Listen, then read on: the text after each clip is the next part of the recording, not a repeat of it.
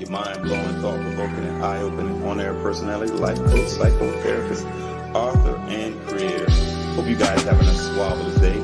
Yeah, and with that, let's commence the pay. Okay, I'm so swavelous, you so swavelous. Together we can fix the trauma that's befallen us. Divine social interactions remains marvelous. Mind-blowing, swavelicious talk, higher consciousness. But think, let not your heart speed trouble, Dr. Brother Suave.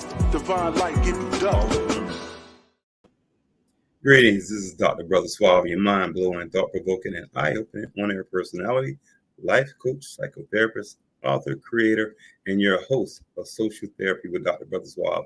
So happy to be able to come today and have our session. I just thank God for waking me up to see another day. I thank God for allowing me to see this day, a day I've never seen before. So I'm grateful.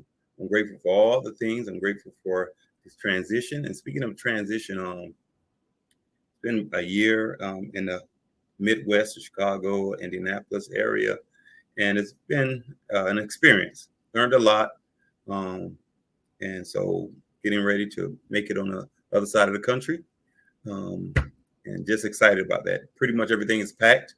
I'll be leaving out of here on Sunday. How you doing, Brother Wally? How are you, man? I'm doing Suave-tastic. Thank you for your support. Yeah, and just, that was my mentor.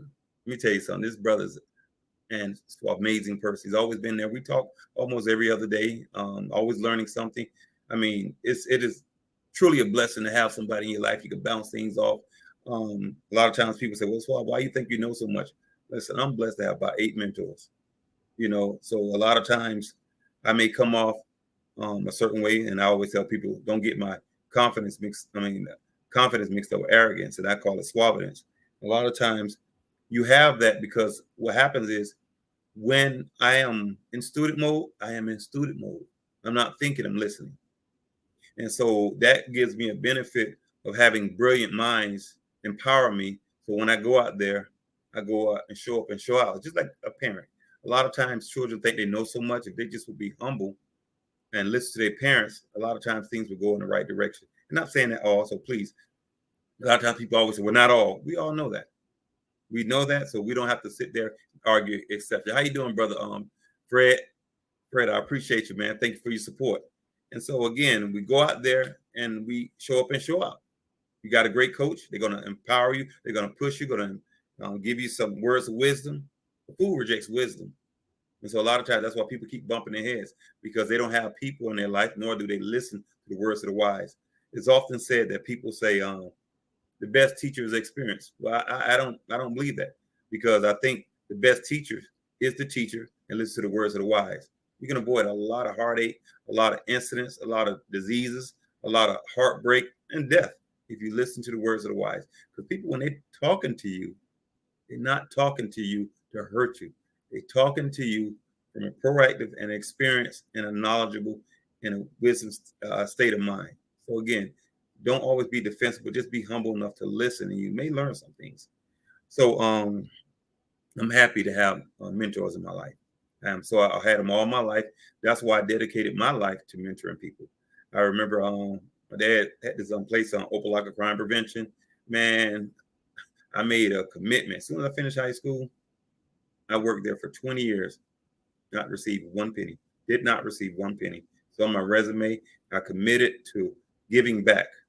And a lot of times we have to give, and that's why I guess I have been blessed. I've done so much mentoring to young men and women, just trying to sow into their lives, because a lot of times people didn't have mentors in their life. They didn't have parents. They maybe have functioning families. And so I always felt my commitment to me being blessed, having a great family on both sides. I wanted to just always give back.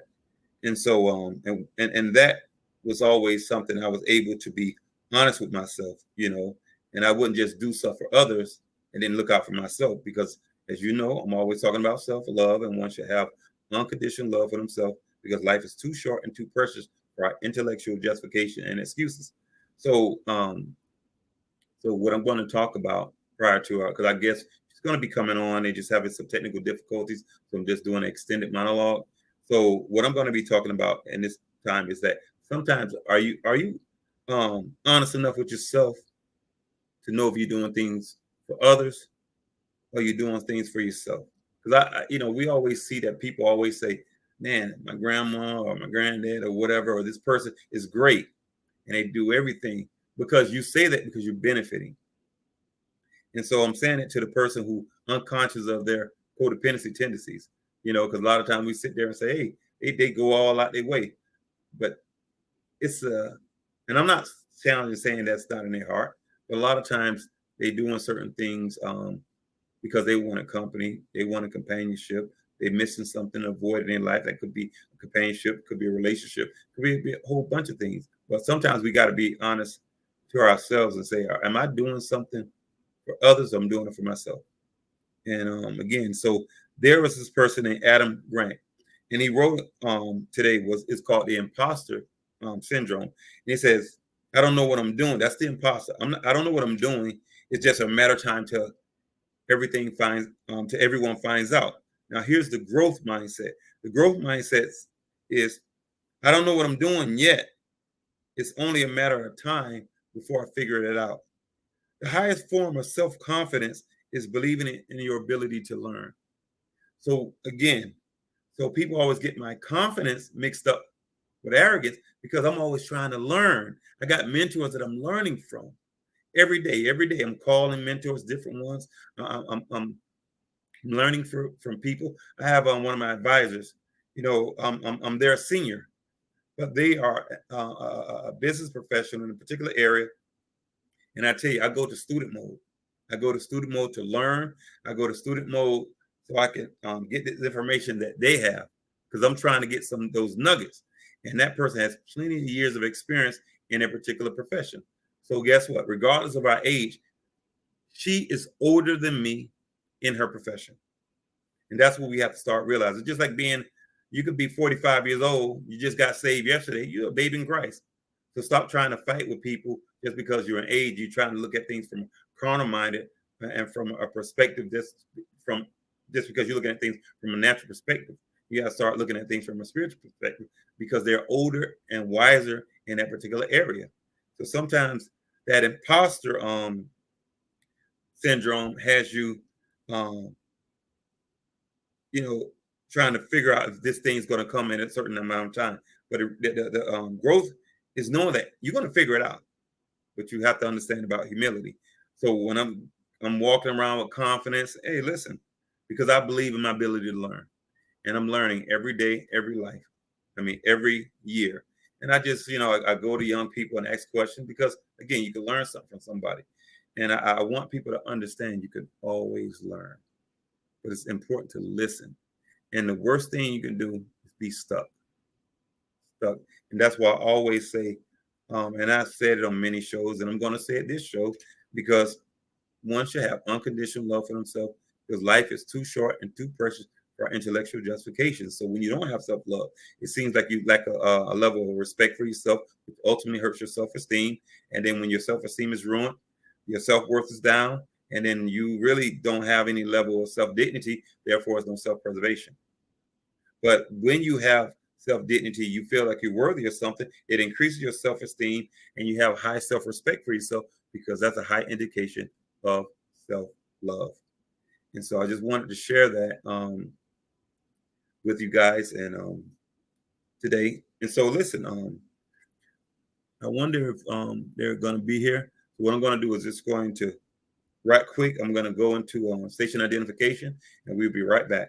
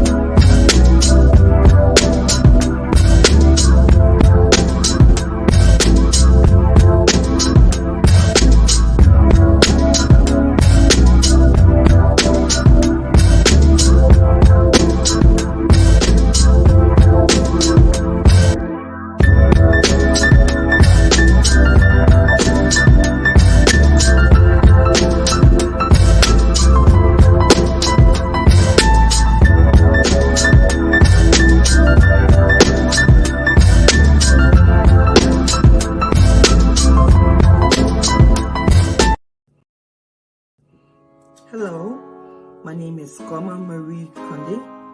I'm a licensed marriage and family therapist and a certified trauma counselor. And I am on NPNTv.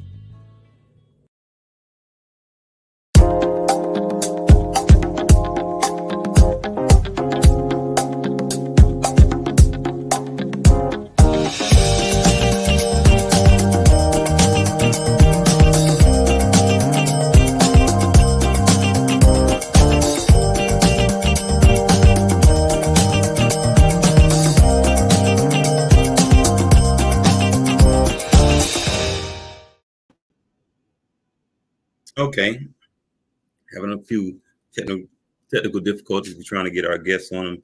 Give me a second. I'm checking right now because it said just she lost a signal, and unfortunately these things happen. She's back. Yes, great. So what I'm going to do is just briefly discuss her. I'm just trying to get these things right. Again, remember that imposter syndrome is super dangerous. Okay, so be mindful of the imposter syndrome. So listen, our very special guest tonight. Just tell you a little bit. You know, again, it seems like I've been blessed a lifetime to stay connected with people. And you know, people always say it's seasons. You don't know why people are in your life, but I've learned to appreciate them. I've learned to master the serenity prayer, and certain things I could change, I change them. Things I can't, I accept. So I'm so happy that each and every week, each and every year, each and every decade, I meet people and I try to maintain those relationships. So this person I met years ago, not for sure where, but again, there was a powerful person. It was a great person, a kind person, a professional person, and a driven person. So I always gravitate to that. I gravitate to great people. I don't know why, but it's a blessing nonetheless. So tonight, my very special guest, um, she's a life coach, an author, an artist, a radio host, an executive producer, director of MJ Consulting Group. She also is a minister and the founder of Blessed Brown Girls Inc. Oh, and she served in the United States Army Reserve, in which I was in the United States Marine Reserves.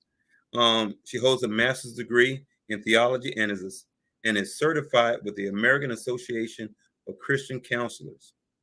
She began writing poetry at 16 years old and has dedicated her life to fighting for the safety and the justice for victims of abuse.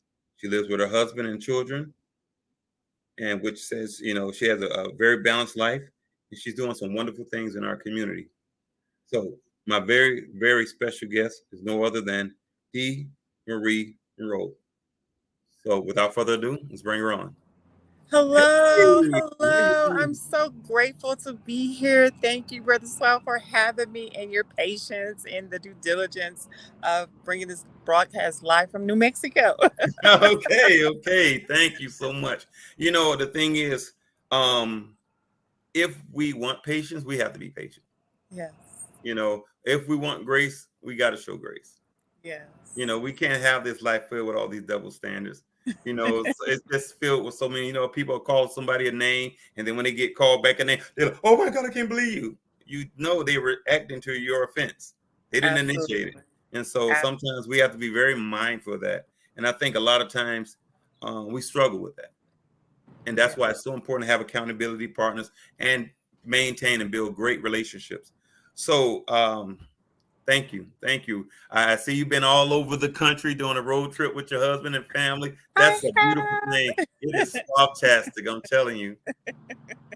It has been an amazing adventure. I'm grateful to have an opportunity during such a climate that we are in the middle of a pandemic, a crisis, gas prices, overpriced food, and mass mental illness, monkeypox, and COVID, and all these other things that we still get to grab some of those little moments in our lives and reflect and slow down and love on each other. So it's been a blessing. I'm so grateful to have had the opportunity to be in your life as a friend, and I'm excited to be here to share with the people. You know, my I was sitting there listening to you were talking about the imposter syndrome, and you're Mm-hmm. talking about self-care, and self-care has been like on my #1 list. And I Yeah. remember so many times when we get so many titles and roles and different organizations that we belong to, we forget to take that time to do self-care on ourselves. As Yeah. leaders and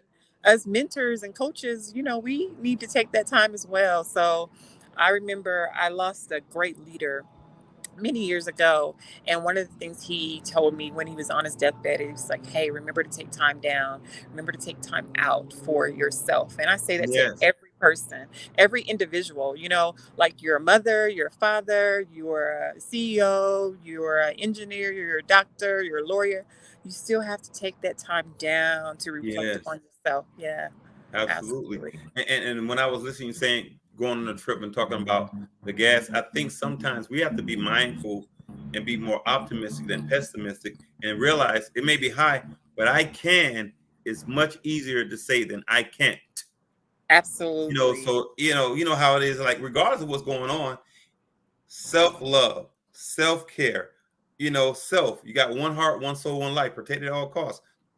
You can't sit Yes. there and say it's money. You got to go out there and enjoy it, because today is not, the next day is not promised. That's why when I started this, I said, thank God for allowing me to see another day that I never seen before.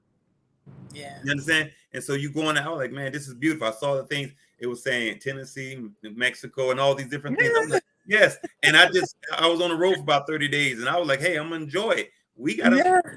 when you believe and have this higher level of appreciation and gratitude, things work Yes. out. Absolutely. Somehow those numbers on a bank account do not decrease, they increase. And it's an increased mentality. So I definitely enjoy that. So that being said, I just wanted to have you to just briefly tell the listening audience a little bit about yourself, because I want to get into meat and potatoes and just go ahead and enjoy ourselves. But tell them a little bit about yourself, because I read the things, but those is on paper. We want you to get like the marinade, You like make me sound Mexican. fancy. You make me sound important.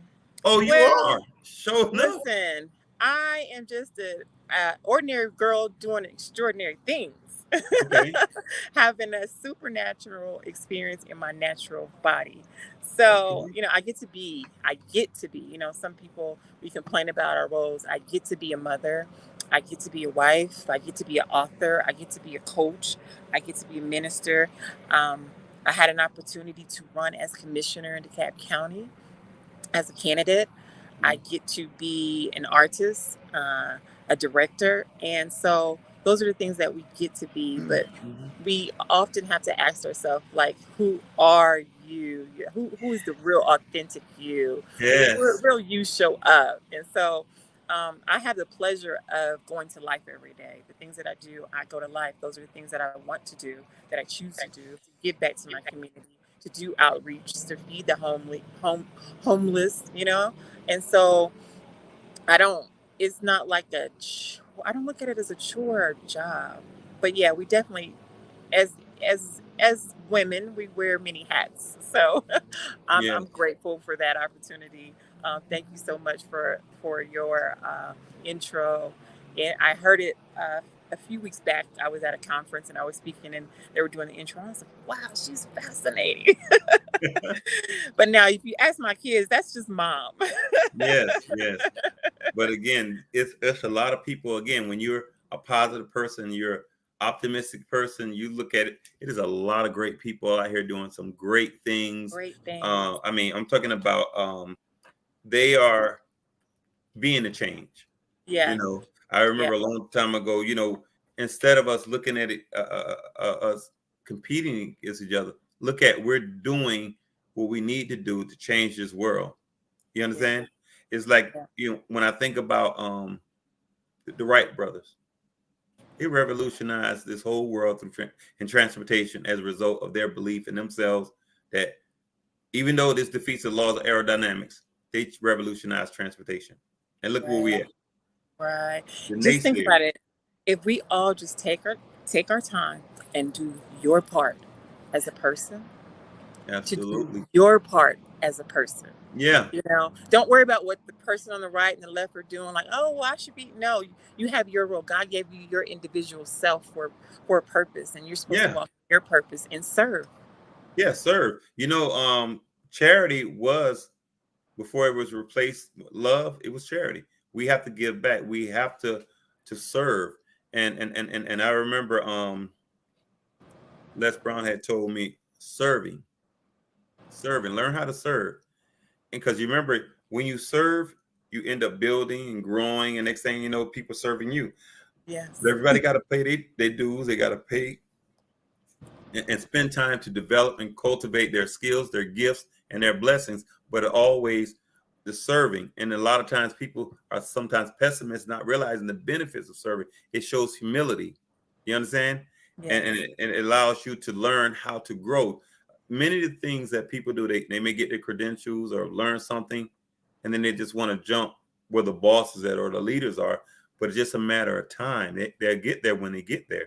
But they need to take the time to develop and mature. Like when it comes to developing, is you can't rush it. You can't put the toilet paper in your breast to make your things grow. You can't do that. It's just develop. I can't get a beard overnight. It's going to start off with a little baby hair, and it's going to get thicker, and then it's going to connect. But it's a process, and we have to stop being so anxious to get there.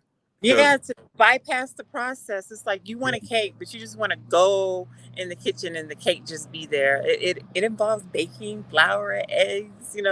You actually can't actually be a leader until you've served. That's the primary step of being a leader, is a servitude. Jesus Christ himself was a servant, guys, before he ever became, walked into his full role on earth. Yes. And so I was what I realized about leaders like yourself, they often create organizations, foundations. And so I was reading that you had a foundation called, I think it was the Blessed Brown Girls. Tell us a little bit about that. So it's an organization I started a few years back when I realized I'd already been doing that, but I started to mentor young women and just show them how to first love themselves and how to walk in excellence and how to define who they are as a person and how to execute finance and family and marriage and just in crisis and trauma, because a lot of times we talk about the good parts of life, but we forget about how to deal with the hard parts, and that's where most people get stuck. You get stuck in a trauma. If you think about it, if you go all the way back into your memory, you got stuck at 4 years old, 5 years old, 10 years old, or someone told you no, or someone died and left you, or that divorce happened, or just something happened and you just checked out. And you continue to live because, you find people stuck at 5 and they're now 50 and they're still dealing with the scar or wound from 5 years old. Yeah. And so that's what my latest book was about. Was trauma. You guys are going to focus on the female. Excuse the background noise. I'm outside. Yeah. But trauma, Emerge from Trauma, Emerge Restored is my new book, and it's really talking about the most critical thing in life, and that's getting on the other side of that. You can't get stuck. People get stuck. Yeah. They really do. It's D.Marie, it is so unfortunate. I have multiple credentials in trauma, talked about trauma. And it's unfortunate that people are stuck. And I think the biggest disservice, remember I was talking about humility? And people get stuck and they refuse. They know their story. Everyone knows their story. They know there was abused as a child, or molested, or hurt, or harmed, or seen something that's been so devastating. Yeah. And they know it triggers them, but they still lie and deny and refuse to address that stuff. And then it goes on older. Because remember, we don't go in reverse order and get younger. We get older. And 10 years and 5 years, 10 years that pass, and then it's like they know it's traumatic. So instead of just saying, remember humility, I experienced some trauma early in my life, and I realized year in a year, it affects me. It makes me get defensive. It makes me get angry. It makes me get depressed. These are results of trauma. Instead of just saying, mental health, coaching, or anything, it's confidential. Nobody knows. So go talk to someone. Just it's nobody's around. You in there with Yeah. 4 walls and a person, a professional. But there's such a stigma behind what we call mental health. People assume because you have a mental health issue that you are crazy, and you're not. You just have that issue. You just have anxiety. You just have a bout of depression. That doesn't define who you are as a person. Look at all these great Olympic stars that are currently dealing with depression, celebrities dealing with anxiety. They're still talented in their respectable places, but they have these conditions, and it usually stems from a trauma that has taken place and they just didn't quite get over it. Maybe it was, um, a love of a lost one. A lot of people, that's one of those hard ones, because when you lose a loved one, you don't get them back. You learn to live with it. You never get over it, in a sense, but you can't let it define your tomorrow. You know what I Yeah. mean? So so many kudos to a lot of the people that have the public eye, who are talking about mental health now, and they're being transparent about their issues and Yes. depression and all those things. So it's making the normal everyday you and I, um, open to have the conversations, to have the dialogues. Even Michelle Obama said she went through a bout of depression after they left the White House. Well, We're talking about Michelle Obama, well, guys. Michelle Obama's a human being like anybody else. So her position, Exactly. no, but I'm just saying, sometimes we put emphasis on their social status and it's irrelevant. They got bones, heart, like anybody else. And one thing about me and doing mental health for all these years, when you remember years, it's been decades. So I try to tell people it's really no excuse, because we seek what we want to. And now we have the internet. It's so much information out there. It's really no excuse for a person to know what mental health is and what mental health not, because it's education. Trauma.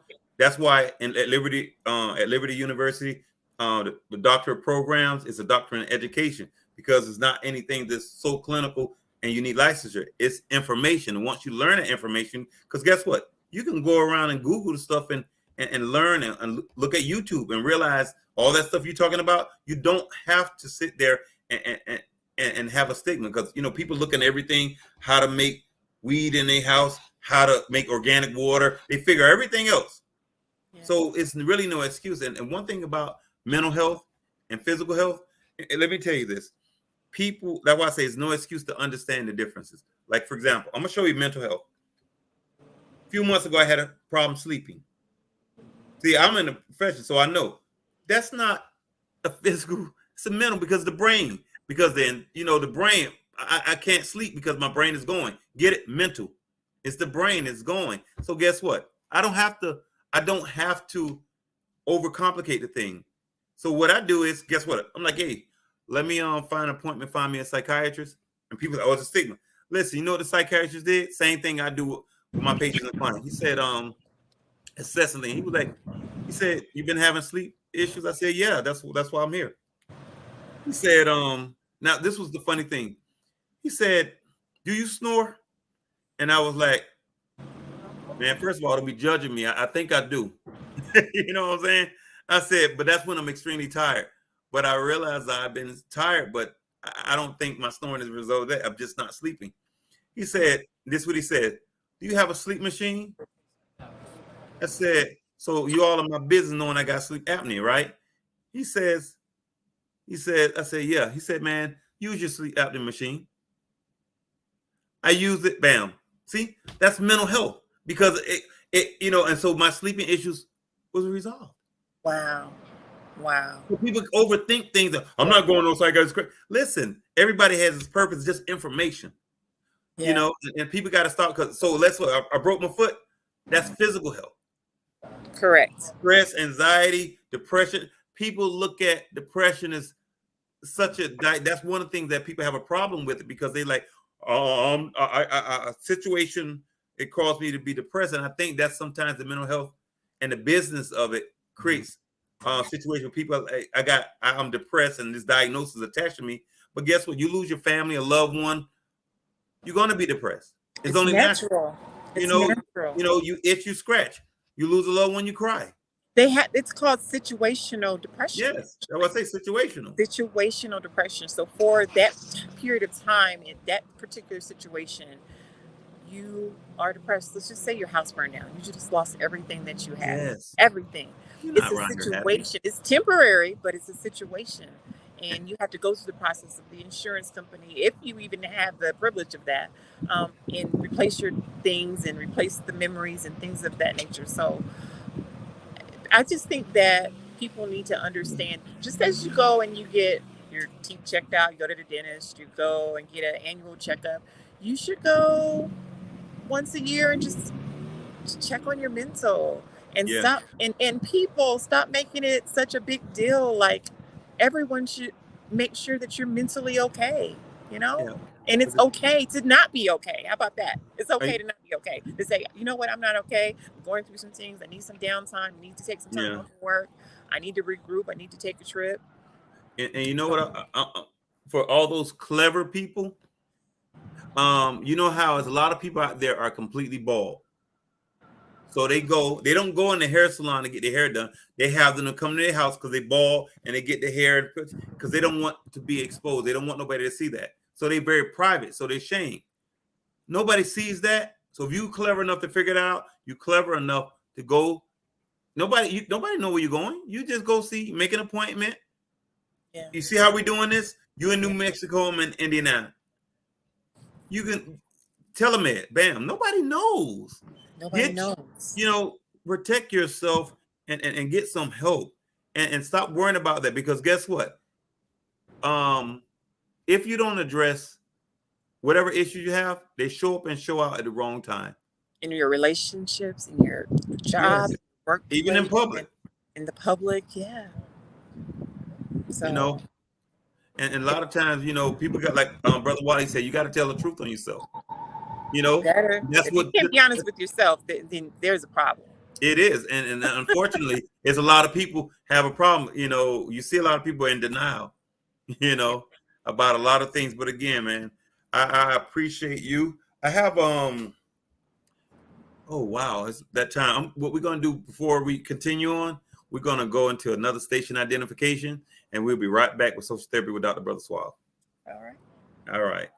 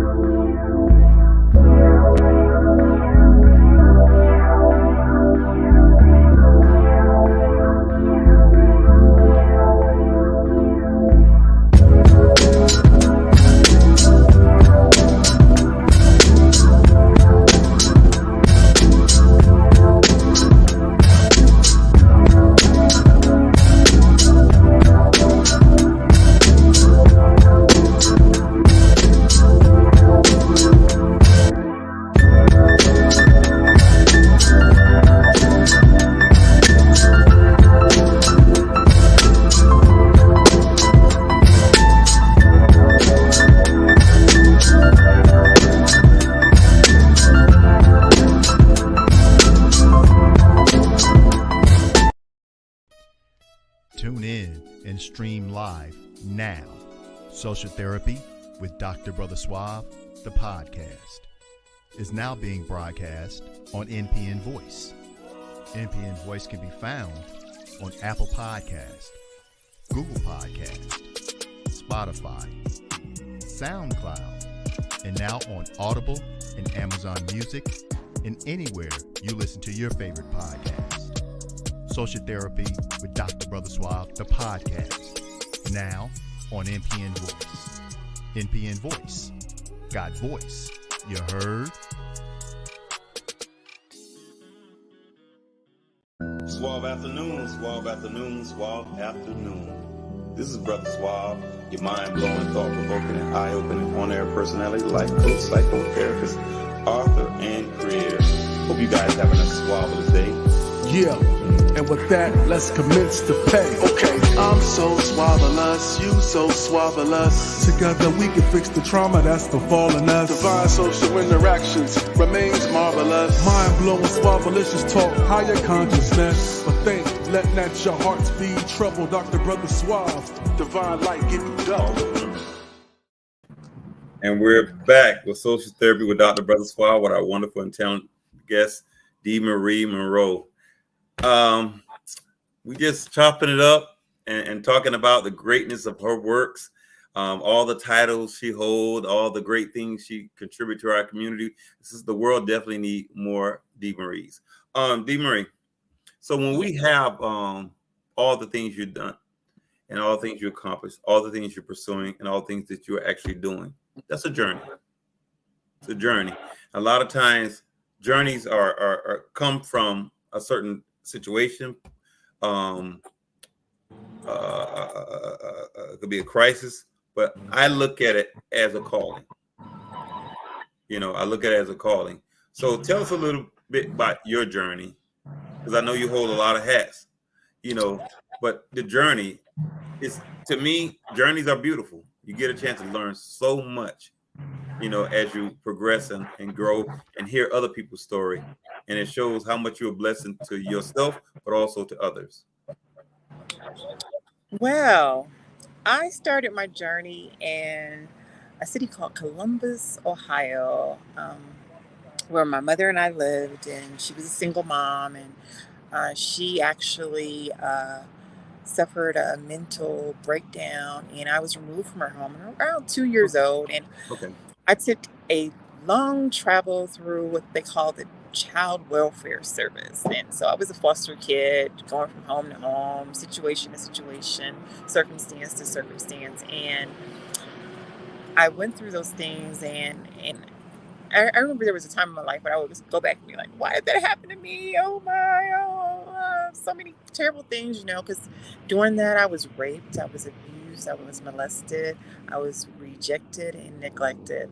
And so I experienced all of those hurts from different people. And I thought, well, I definitely couldn't possibly have a purpose. But as I continued to journey on, I found myself in what you call identity search. You have to find who it is, who are you, and why are you here? And I mean, I went through a lot of different trials and tribulations. I tampered with drinking, trying to mute the pain, partying, trying to numb the pain, boss friends, trying to substitute the pain instead of dealing with the actual pain. Um, Luckily, I did find myself, desiring to have a better life, desiring to live. I even, I went through a suicidal place during that time where, the why am I here? I, so I can speak to all those things. Um, and as you see, obviously, I have purpose. I have Yes, purpose. that's God had a wonderful. plan for me. And Yes. I stand here now, proud of all of my mess in my past, all of Yes. my stress of my past, all the bruises and the bumps and the turns, and all of the rejections, all of the no's and all of the you will be nothing and all of you are nothing. All those things just powered me to my Yes. now. It pushed me to my now. And Yes. so now, I was reflecting a few months ago, like, I'm really running for commissioner. Like, Yes. I what's remember you happening? told me that. I was like, Yeah. okay. Yes. I'm Like, like, for okay. real, you mean that little girl that had no mother, no father? Are you serious? So that's probably one of the reasons why I can reach a person in a dark place that other people can't, because I've had the experiences. Yes. I've been Yes. homeless, I've been motherless, I've been fatherless, so I have a genuine sense for family and community, and for Mm-hmm. women and for children and for the misfits and the people that are rejected and displaced and told they can't do it, they won't do it, there'll be nothing. Um, so probably about a month ago, I gave about close to $400 worth of free gas away. And there was a gentleman that pulled up to the gas station. He didn't know I was there doing that. And he had a gas can. Well, he walked up to the gas station. He had a gas can. He said, he's just trying to get a couple dollars so that he can get to this job that he just got, and his car stopped because he didn't have enough. And I said, hey, let me bless you with $20 worth of gas. I'm giving gas away free. He literally fell on the ground with his gas can, like, no way, God. I said, yes. And I didn't ask him much questions because it wasn't my business. No.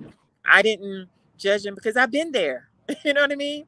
And just to be in a place where I am now, that now I can be a blessing to other people, Mm-hmm. is the most remarkable feeling. But what if let's just think, let's just rewind for a minute. What if I would have said, I quit? I quit on me. Yes. What if? Yeah. Yeah. What if? Yeah. That What if? part right there. What if Noah would have said, I'm not building an ark. Nobody's going to listen to me. It's not going to flood. What if? Yeah. What if? What if? What if? Yeah. What if Oprah Winfrey would have said, I didn't get that job. Monica Goffman beat me out. And I'm just going to sit here in defeat. And she didn't know she was becoming Oprah after that. Yeah. What if? You can't quit on yourself.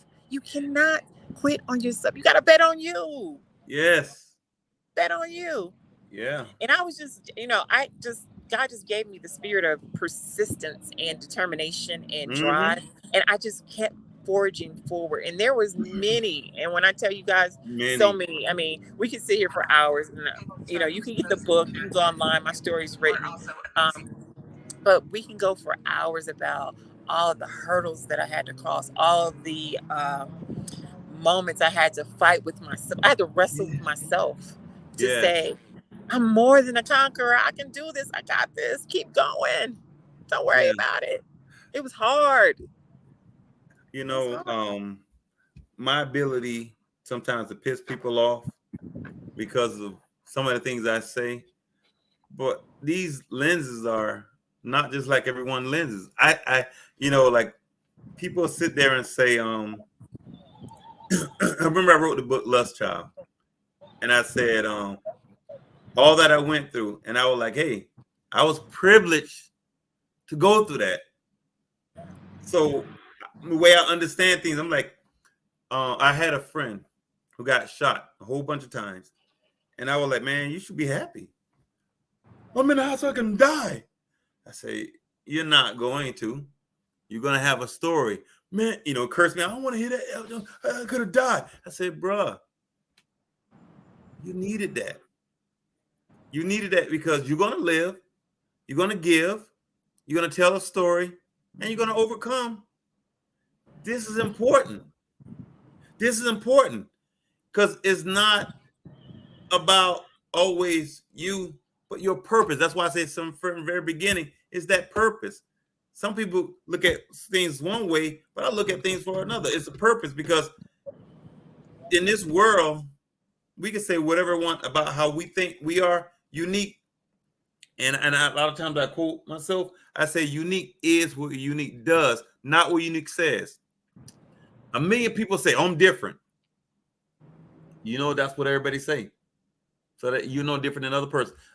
But guess what? The people who actually do it and live it, that's the unique part. And so when you go through all that, yeah, it may sound harsh. You may not understand because way beyond to understand. But think about when you look at life. Some of the greatest people who change this world, change this country, change our communities are the people who have those stories. It's the power in the story, man. Yeah. I learned that some time ago, and I used to get frustrated. Like, why is it that it seems like the people who really want to do impactful things in the world always have to have this cross they carry, this thorn on the side that they must be injured with before it's like the rite of passage. Yeah, this stuff is important because guess what? Watch this. I'm gonna show you something. So you were sharing your story and your journey. Now watch this. You ain't gonna be nobody. You're a little girl who didn't have a mom and dad, this and this and that. Watch this. My dad would say, cry now, laugh later. Now watch this. Hear me out now. You ready? Let me see, about 8.7 billion people on planet Earth, but we're just going to stick to America. Then we're going to stick to Black America. You hear me, D.Marie? It is millions, tens and 20s, millions wish they was a wife. Look, I'm pulling your paper. A mother, an author, radio host, executive producer, founder of a nonprofit organization, having purpose. They wish they was in your shoes. See, you was blessed to have those tests. Now you have this testimony and you living a wonderful life. Because people want to like, dang, I wish I could even say the term husband. I wish I could say kids, college. Oh, degrees, all this. You understand? So you cry then, but you're laughing now. And see what I'm saying? A lot of people wish they had that. But guess what? You got to earn that. You got to go through certain things. And guess what? Because you didn't quit, you're reaping the benefits of it. Absolutely. Absolutely. You know, it's just like the military. When you enter into the military, they say, okay, here's all these things that you can accomplish, and here's all these awards and accolades and ranks that you can rank into, but you have to earn them. Yes. Just like you said, you have to earn them. And you don't just start as a private and then you become a commander all of a sudden. It doesn't work like that. You know? And along the way, I actually started as a private first class. Oh, okay. I did too, because I had college. But I mean, typically it does not work that way. You have to work your way up those 3 branches. We don't argue exceptions. I love it. I love it. You're a warrior like myself, and again, even that experience was a blessing to me because it showed me what I am made of. It showed me that I can, and it showed me that I will. And after that, I mean, U.S. Army. After that, you figure you got this. yeah, exactly. And again, the earning, and this is what happens in society when they sit there and like, hey, no, I'm sorry.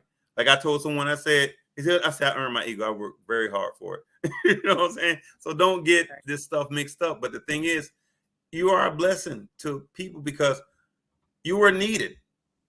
You got people. I remember in the mental health profession, a lot of times people are so they act a certain way. And sometimes if you can't connect to the core of your audience, your patients, your clients, or people, they feel like you're artificial. They feel like you're superficial. They don't connect. So when they hear that you have stories or just that genuine, authentic interaction, they're like, okay, I feel like I can open up and share. Right. Can't go in there being super clinical and stuff like that. And even not saying anything wrong with that. It's just that they don't know. Yeah. I learned a long time ago. Yeah. People don't care what you know and what you did until they know that you care, and then they'll open up to you. Mm-hmm. Because now you're talking to them from a place of transparency. Now, you can't come to a person that's homeless and say, "Hey, I'm D.Marie." They really don't care. But if you sit with them and you talk to them and you treat them like an authentic person that has purpose, just like yourself, and you sit beside them and you walk beside them and you just give them some water, and they feel like it's a brother or a sister to my left or to my right, just stopping to see about me, then there's this connection, like, wow, something about them. And and again, I can connect that way because I was there. I've been there. Or a young girl who just full of information, so she think, and don't know nothing. But she's like, you're just going to tell me what my mom and my daddy telling me. And then you tell them your story and they're like, whoa, wait, no. Yes. And now they want all the information from you. Now they're so receptive to what you have to teach them.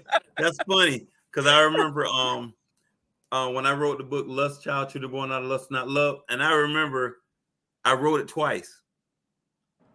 And so the first time I wrote it, and I was talking about it, they were like, you so judgmental. You so judgmental. And I'm like, no, it's wrong when I do it. It's wrong when you do it. I'm not making these laws up. It just happens. You or me, we don't have control when we're the child. It's the adults have the control to bring us in this world in an ungodly manner. Not the children. It's not our fault. So because we're not like in heaven or someplace say, hey, mom and dad, bring me on earth. No, we don't have any control of that. And so I used to tell them, guess what? So when it happened to me, and they was, oh, you just so judgmental. You don't know how I feel. I said, yes, I did. That's what motivated me to write this book. And they're like, exactly. Because then they know you're not just talking and being judgmental. You're saying, no, I experienced it.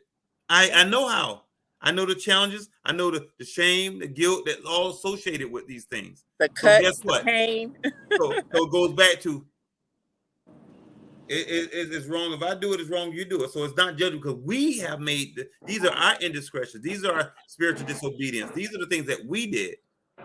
as adults. So this is the thing where it comes in generational curses and how those things happen. Not because you by the blame, it's about taking ownership and personal responsibility. And so again, like you say, when people sit there and think you don't understand, you don't have something, and next thing you know, they find out your story is worse than theirs. Yeah. Yeah.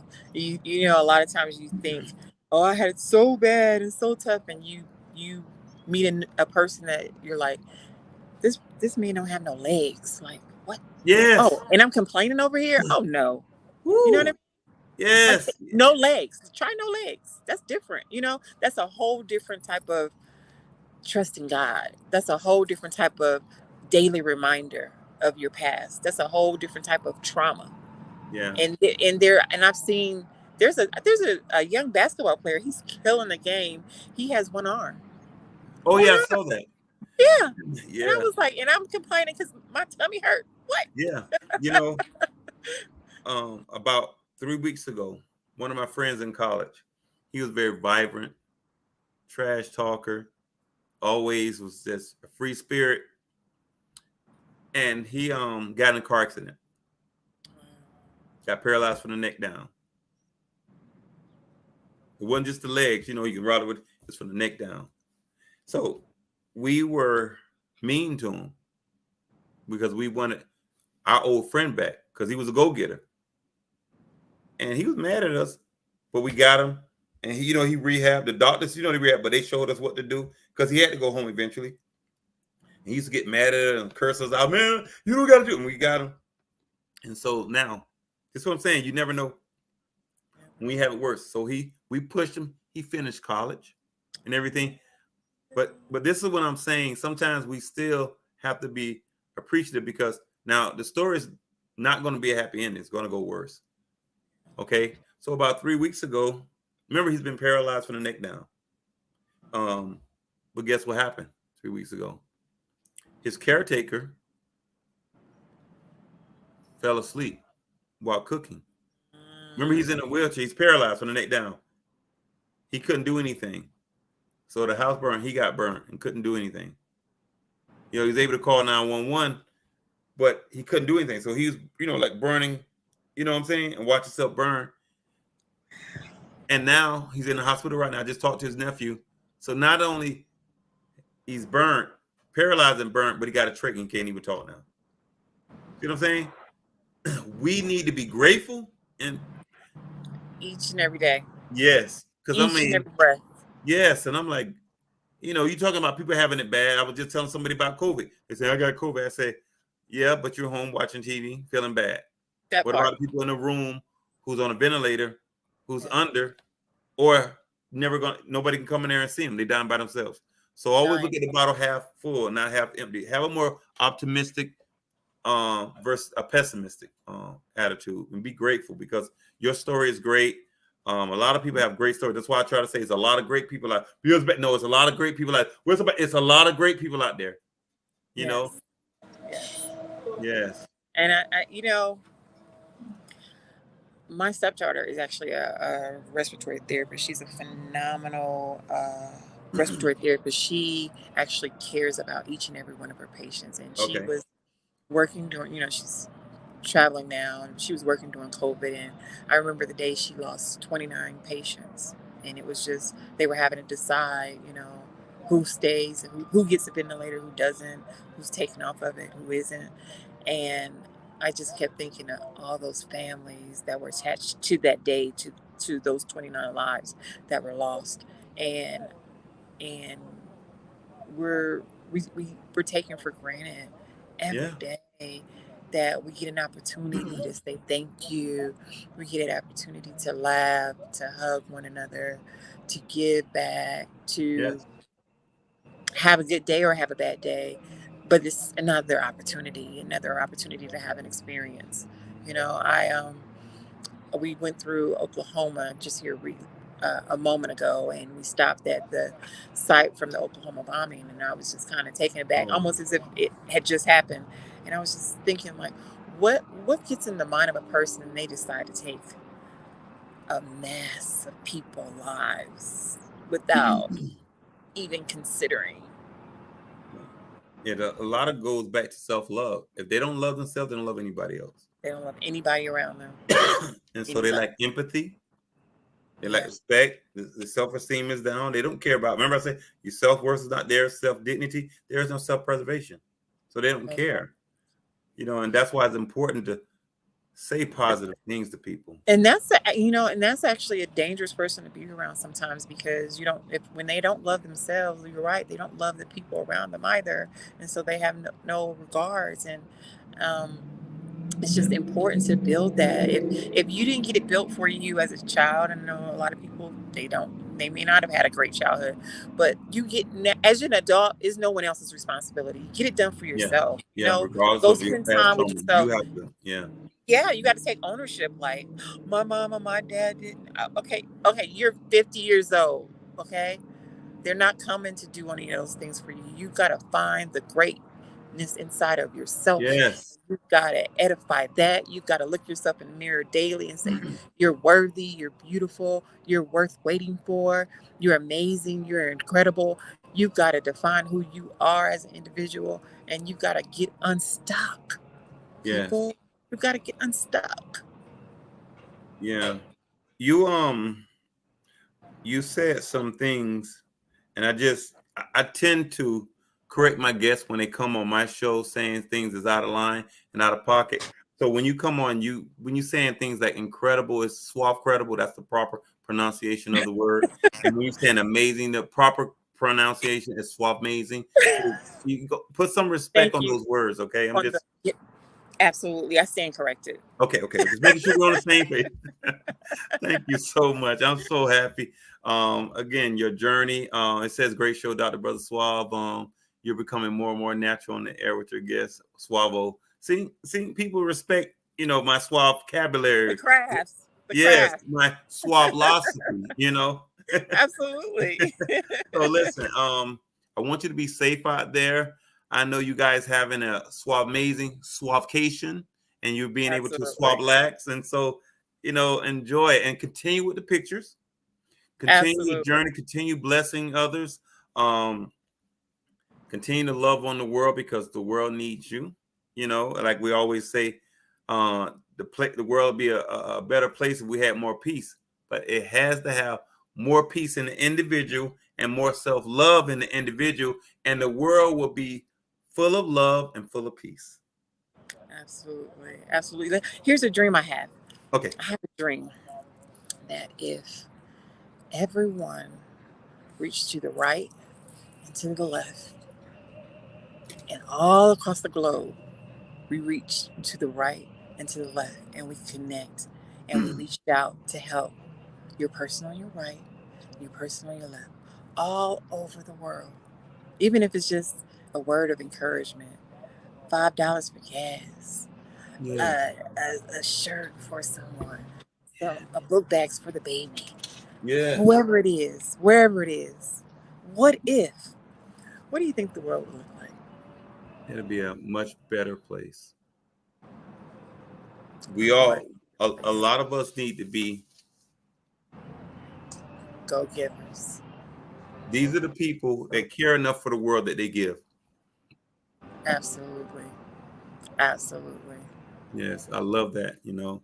Man, it's been a great show with you. I appreciate you. So before we close, tell people about a few your social media, how they can contact you, and just it could be whatever your social media outlets, and also tell the name of the book again, how they can get in contact and purchase the book. Absolutely. You can reach me on D.Marie, theinfluencer.com, which is my website. Again, I'll say that, D.Marie, theinfluencer.com. My social is I am D.Marie _ DM the influencer on Instagram. On Facebook, it's D.Marie Monroe. So I'm reachable, I'm tangible. If you need me to be your coach, I'm available. But if you just need to remember who you are, look me up. Yes. I'll remind you. Yes, and you can go on Suave Walker, and you can see the flyer has all the information on it. and be sure to check her out, support her. You know, we And all my new book is on Amazon, Books a Millions, Barnes Noble, Emerge Restore. It will change your life. It will change your space. It will get you on the other side of trauma. Yes. Thank you so much. Thank you. I appreciate you so much. So if you felt that this show has done something for you, changed your life, or you got empowered, or you learned something, feel free to go on and donate through Cash App. That's Cash App Suave R Walker. That's $$ SUAVERWALKER.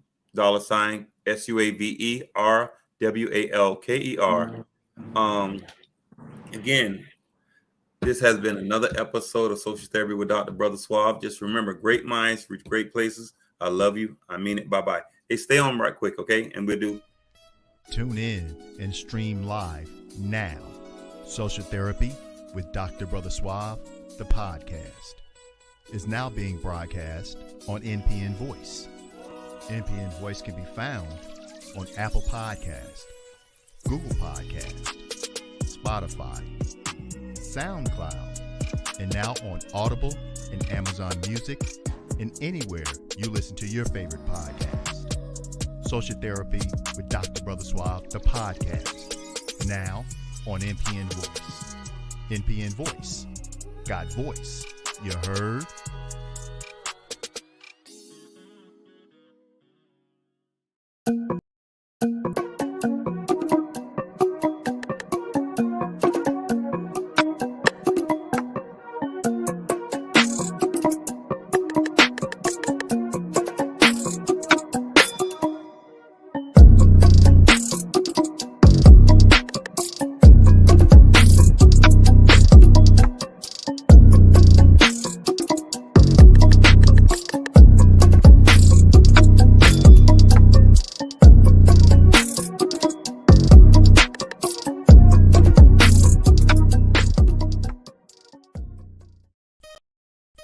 This program was made possible by Neighborhood Planet Broadcasting Systems, Neighborhood Planet Network, and from contributions to NPNTv from viewers like you.